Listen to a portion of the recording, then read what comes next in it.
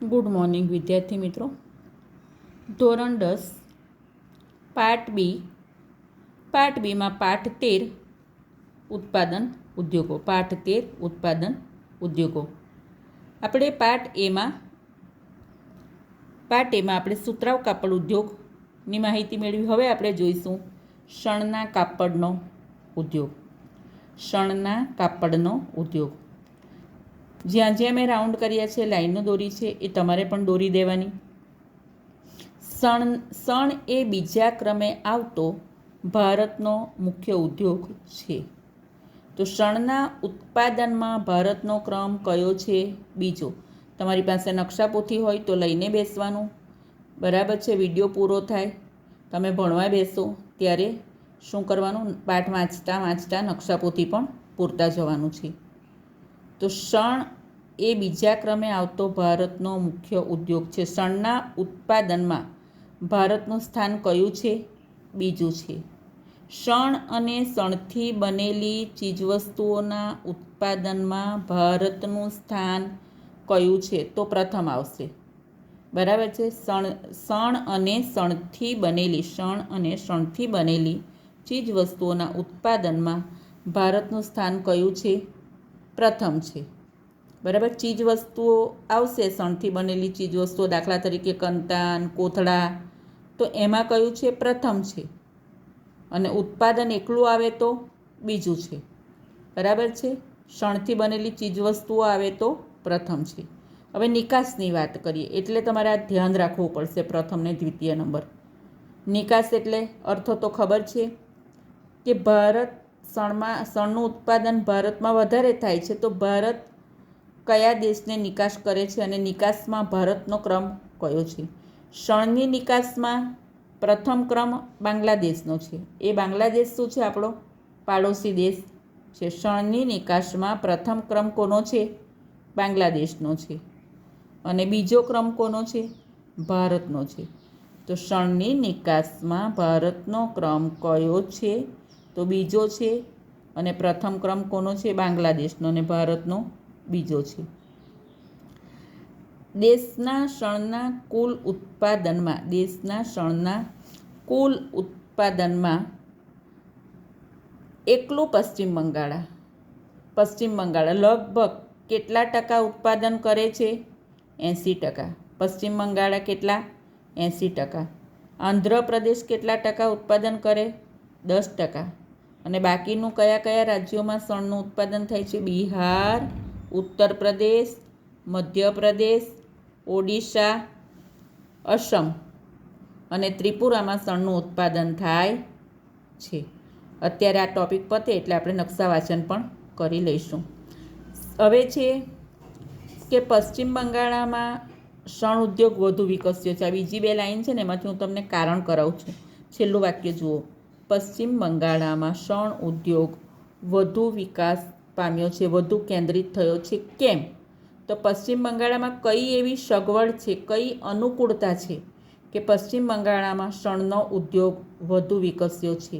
તો એ જવાબ point wise લખવાનો કે પશ્ચિમ બંગાળમાં શણને સંશોધિત કરવા, સાફ કરવા માટે જે પુષ્કળ પાણીની જરૂર પડે છે એ પુષ્કળ પાણી મળી રહે છે.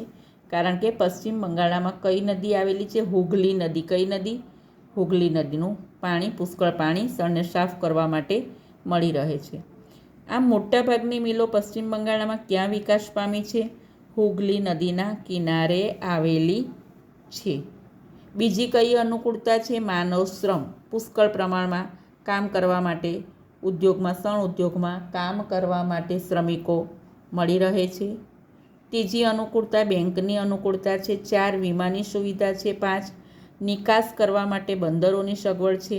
આ બધી અનુકૂળતાઓ હોવાથી પશ્ચિમ બંગાળમાં શણ ઉદ્યોગ વધુ વિકસ્યો છે. આજે હવે સમસ્યાઓ મેં તમને દરેક ઉદ્યોગમાં એવું હશે જ કે કોઈ પણ ઉદ્યોગ હોય પણ થોડી ઘણી સમસ્યાઓ તો હોય. તમને પ્રશ્ન પૂછાય કે શણ ઉદ્યોગ સામે આજે કઈ કઈ સમસ્યાઓ છે? આજે વિવિધ ચીજવસ્તુ પેકિંગમાં આજે બધી ચીજવસ્તુઓ કેવી રીતે મળતી હોય છે? તો પેકિંગમાં મળતી હોય છે. એના સિવાય પણ ઘણા બધા વિકલ્પો છે. બીજું કે શણની માગમાં શું થયું છે? ઘટાડો. શું થયું છે? શણની માગમાં ઘટાડો થયો છે. પછી છે એનો ઉત્પાદન ખર્ચ વધારે આવે છે. શણનો ઉત્પાદન ખર્ચ વધારે આવે છે. એની આગળ છે આજે દેશ વિદેશમાં આંતરરાષ્ટ્રીય બજારમાં એટલે શું? તો આંતરરાષ્ટ્રીય બજારમાં એટલે દેશ વિદેશમાં શણની માગ ખૂબ જ ઘટી રહી છે. તો આ બધી શું છે? શણના ઉદ્યોગ સામેની સમસ્યાઓ છે જેનો આપણે સામનો કરી રહ્યા છીએ. હવે તમે નકશા પોથી કાઢો. એમાં હું તમને નકશા વાંચન કરાવું. વિદ્યાર્થી મિત્રો, તમને મેં કીધેલું કે એક નકશો જેમાં બધા રાજ્યોના નામ લખીને તૈયાર રાખવાના. જો એ નકશો હશે તો તમને વધારે સારું રહેશે. જુઓ વિદ્યાર્થી મિત્રો, આ નકશામાં આપણે શણ ઉત્પાદન કરતા રાજ્યો કયા કયા છે એની માહિતી આપણે મેળવીશું. બરાબર છે. શણના ઉત્પાદનમાં ભારતનો બીજો ક્રમ છે અને શણથી બનેલી ચીજ વસ્તુઓના ઉત્પાદનમાં ભારતનું સ્થાન કયું છે? પ્રથમ છે. શણની નિકાસમાં શું આવશે? તો શણની નિકાસમાં પ્રથમ ક્રમ કોનો છે? બાંગ્લાદેશનો. તો અહીં હું તમને બતાવું છું બાંગ્લાદેશ એ શું છે? બાંગ્લાદેશ એ ભારતનો પાડોશી દેશ છે અને ભારતનો ક્રમ નિકાસમાં કયો છે?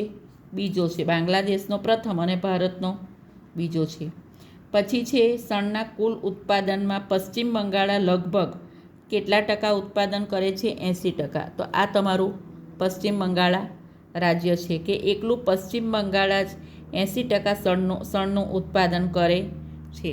ત્યાર પછી જોશો અહીં આપેલું છે આંધ્રપ્રદેશ. આંધ્રપ્રદેશ કેટલા ટકા શણનું ઉત્પાદન કરે છે? આંધ્રપ્રદેશ શણનું ઉત્પાદન 10% કરે છે.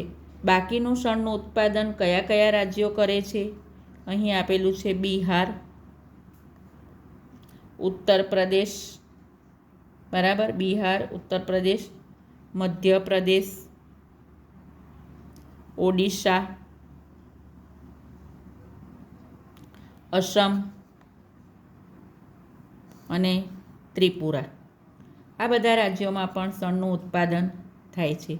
પછી મેં તમને એક કારણ કરાવ્યું છે પશ્ચિમ બંગાળમાં શણ ઉદ્યોગ વધુ કેન્દ્રિત થયો છે. ફરીથી તો આ કયું રાજ્ય છે? પશ્ચિમ બંગાળ. પશ્ચિમ બંગાળમાં કઈ નદી આવેલી છે? હુગલી નદી. નદીઓનો નકશો તમે જોશો, બરાબર છે, તો તમને મળશે. આપણે 11મો પાઠ ચલાવ્યો છે ને જળ સંસાધનવાળો, એમાં તમારે જોવાનું નદીઓના નકશામાં કે પશ્ચિમ બંગાળમાં હુગલી નદી આવેલી છે. શણને સાફ કરવા માટે પુષ્કળ પાણીની જરૂર પડે છે જે હુગલી નદી દ્વારા મળી રહેતું હોય છે. એ ઉપરાંત ત્યાં શું આવેલું છે?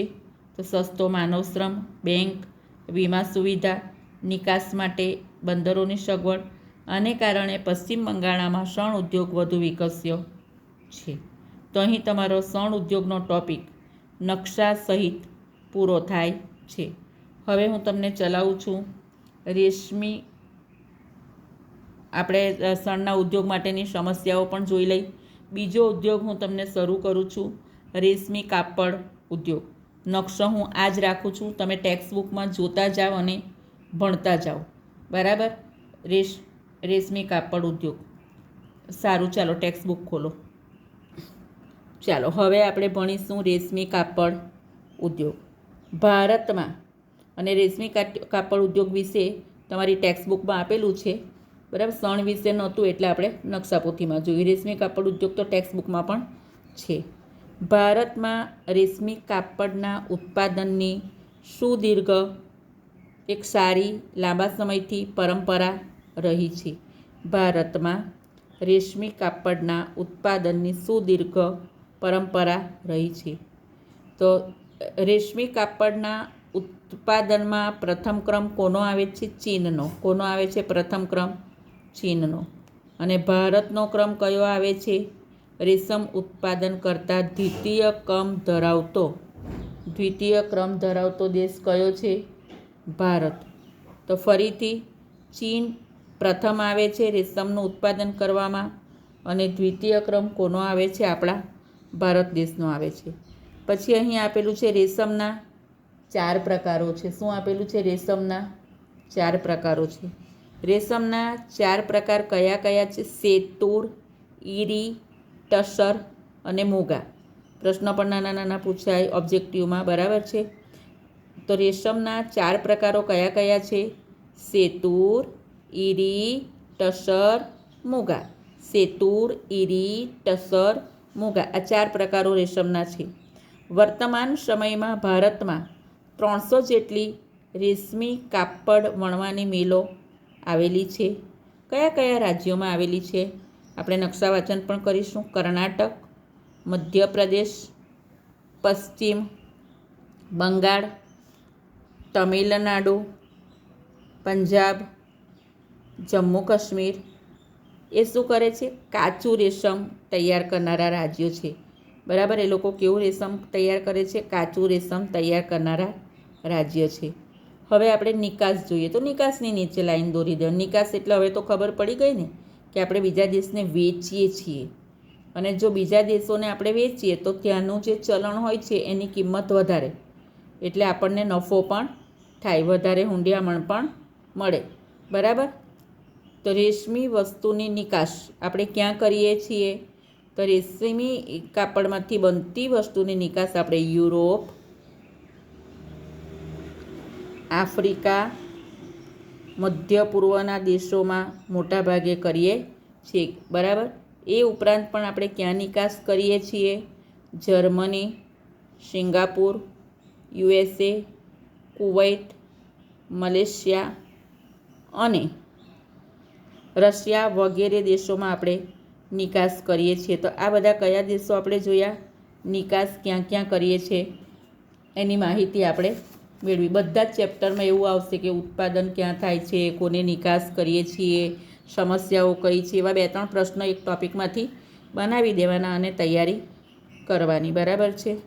પછી આપેલું છે આંતરરાષ્ટ્રીય બજારમાં, એટલે કે દેશ વિદેશના બજારમાં ભારતીય રેશમે શું કરવું પડે છે? ચીનની તીવ્ર સ્પર્ધાનો અનુભવ કરવો પડે છે. કેમ ભાઈ ચીનની તીવ્ર સ્પર્ધાનો અનુભવ કરવો પડે છે? કારણ કે આપણે ઉપર જોઈ ગયા કે રેશમના ઉત્પાદનમાં, બરાબર છે, રેશમના ઉત્પાદનમાં પ્રથમ સ્થાન કોનું છે? ચીનનું. પ્રથમ સ્થાન કોનું છે? ચીનનું. આપણા ભારત દેશનું તો કયું સ્થાન છે? દ્વિતીય છે. એટલે આપણે શું કરવું પડે છે કે ભારત કરતાં પણ આંતરરાષ્ટ્રીય બજારમાં ચીન એ વધારે સ્પર્ધા કરે છે. તો આંતરરાષ્ટ્રીય બજારમાં ભારતીય રેશમે ચીન વધારે સ્પર્ધા કરતું હોવાથી શું કરવું પડે છે? ચીનની તીવ્ર સ્પર્ધાનો અનુભવ કરવો પડે છે. હવે તમારી નકશાપોથી ખોલો, આપણે એમાંથી નકશા વાંચન કરી લઈશું. અને મેં તમને કીધેલું છે કે અલગ અલગ તમારે શું કરવાનું? સંજ્ઞા સહિત નકશાપોથીમાં દર્શાવવાનું. નકશાપોથી પૂરજો અને પેન્સિલથી પૂરજો નકશાપોથી. ચાલો નકશાપોથી ખોલો. નકશાપોથીમાં પણ ચાલશે અને તમારી પાસે ટેક્સ્ટબુકમાં પણ નકશો આપેલો છે, તો હું ટેક્સ્ટબુકમાંથી બતાવું છું.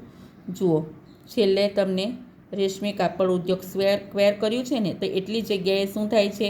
રેશમી કાપડનું ઉત્પાદન થાય છે. ક્યાં ક્યાં દેખાય છે તમે ધ્યાનથી જુઓ તો તમને ખબર પડશે. જુઓ, છેક આપણે ઉત્તરે જોતા જઈએ તો બરાબર છે, શ્રીનગરમાં રેશમી કાપડનું ઉત્પાદન થાય છે. શ્રીનગર. પછી ક્યાં થાય છે? અનંતનાગમાં શ્રીનગરનું ઉત્પાદન થાય છે, બરાબર છે. ત્યાર પછી જુઓ તમે લોકો, અહીં આપેલું છે ઉત્તર પ્રદેશમાં વારાણસીમાં પણ એનું ઉત્પાદન થાય છે, બરાબર. તમે ભણી રહ્યા છો, સોરી, રેશમી કાપડ ઉદ્યોગ. તો રેશમી કાપડનું ઉત્પાદન ક્યાં ક્યાં થાય છે? શ્રીનગર, અનંતનાગ, વારાણસી, બરાબર. અહીં તમને આવે છે, અહીંયા બાંકુરા આપેલું છે પશ્ચિમ બંગાળનું, બરાબર છે. ત્યાર પછી જુઓ બેલગાંવ, બેંગાલુરુ, કોલર, મૈસૂર, બરાબર. તો આટલી જગ્યાએ રેશમી કાપડનું ઉત્પાદન થાય. તમે એક રાજકીય નકશો તૈયાર રાખ્યો હોય તો એમાં બધા રાજ્યના નામ આપેલા છે. તો હું ફરીથી રિપીટ કરું છું કે રેશમી કાપડનું ઉત્પાદન કરતા ભારતના રાજ્યો કયા કયા છે. તો અહીં આવશે કર્ણાટક. ઘણીવાર પૂછાય કે રેશમનું ઉત્પાદન કરતું ભારતનું કોઈ એક રાજ્ય, બરાબર. તો કર્ણાટક. પછી આવશે મધ્યપ્રદેશ, પશ્ચિમ બંગાળ, તમિલનાડુ, પંજાબ, જમ્મુ કાશ્મીર. બરાબર. તો આ રાજ્યોમાં પણ રેશમનું ઉત્પાદન થાય છે.